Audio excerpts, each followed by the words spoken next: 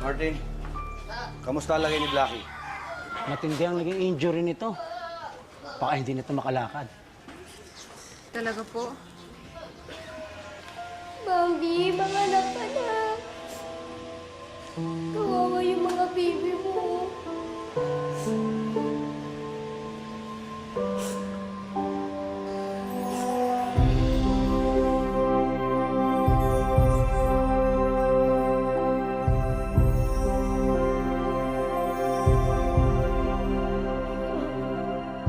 Bakit po, Daddy?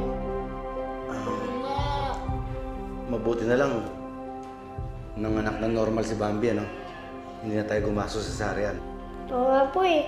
Siguro love lang po talaga ni Bambi yung mga baby niya. Kaya pinilit mo niya mga anak mag-isa. Daddy! Blackie po. Blackie po ang itatawag ko sa kanya. Anak, iwan mo na si Blackie. Wala na tayong magagawa dyan. Dad, please wag.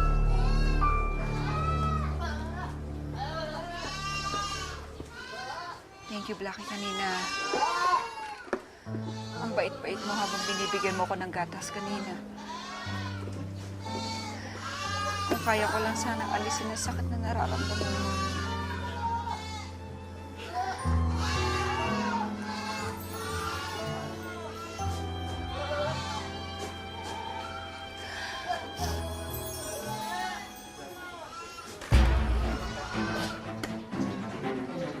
Dad, si Blackie, oh.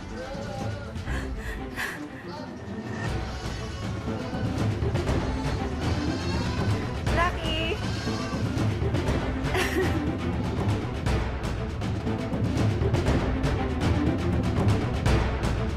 Renato, sa tingin mo ba may kinalaman si Angela sa biglaang paggaling ng kambing na yan? Diba si Ina? Di ba narinig sinabi ng vet? Posible daw na nagkamali siya sa tingin sa extent ng injury ng hayop. At may dislocated na buto yung kambing. Nagkataon lang napiti si Angela, kaya naayos niya to. Hindi katulad ni Inang si Angela, Minda. Dahil hindi totoo yung ginagawa ng nanay ko. Sansya ka na ha, napaalala ko pa sa'yo.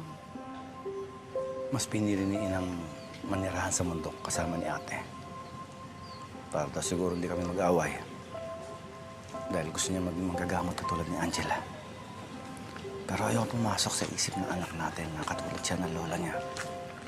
Kaya poprotektahan ko yung anak natin. Alam ko yan. Kaya ba hanggang ngayon ayaw mo pa rin magka-boyfriend ng anak mo? Minda naman, pagkatapos mo palakihin, bigyan ng magandang kinabukasan, tapos kung kani-kanino lalaki lang mapupunta.